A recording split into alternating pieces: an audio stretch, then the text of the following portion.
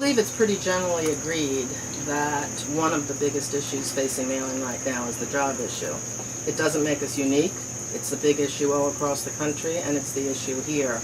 So I'm really glad to have the three of you here with me today, each of whom are business owners in very distinct different areas, to talk with you and give you some of my thoughts and get your perspectives on what are the things that the Maryland legislature could do that could be most helpful to creating more jobs and sustainable jobs here in our state. I know that Maryland frequently gets the label of being anti-business, and I have just never accepted that. I don't believe we're an anti-business state. Can we do better? Of course we can do better. But I also believe that quality of life is a big part in what creates jobs and keeps them stable.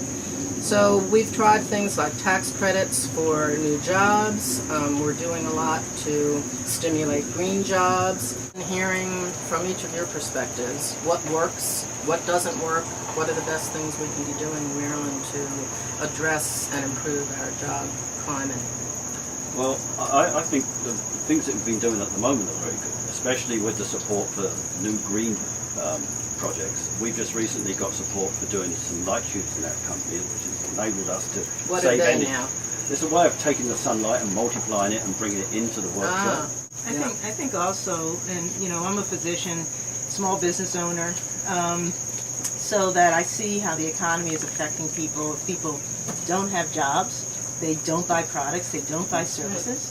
And I think that the focus is correct, not just through this difficult economy, but frankly, I think Maryland's focus that you become a business-friendly community by focusing on education, by focusing on job creation and sustaining jobs, by focusing on moving forward and advanced technology. I think all those things are here.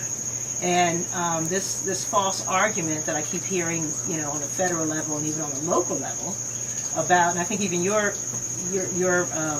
opponent has raised this issue, that it's wrong for the government to create jobs and that jobs should only be created in the private sector. I think that's ridiculous. Jobs are jobs. And I think that you have to create jobs for people to be able to stay in their homes, for people to be able to buy services and products, as I said before, and I think, you know, those are important things. So something that I've believed, and I think it's what you're saying, let me check it out, that you can't just have the jobs issue over here and then everything else over here. It all fits together. And a good education system and a well cared for community and highways that aren't so clogged that you can't move on them are all part of creating an atmosphere for jobs. So you've been doing that for years. I mean, I know as a legislator those have been some of your primary issues, and that's one of the reasons that it's, you know, that it's so easy to be supportive of you. Right. Thank you. I imagine we're all readers of the Business Monthly, and I don't know if you've read this month's yet, but Brian has his photograph in the Business Monthly for getting an award for what you're doing. You're there with the Secretary of the Environment. Yeah, and we're two other folks, and you're General getting. Motors. I don't remember. I don't remember. But take a look at the Business Monthly, and you'll see you in there for what you've done.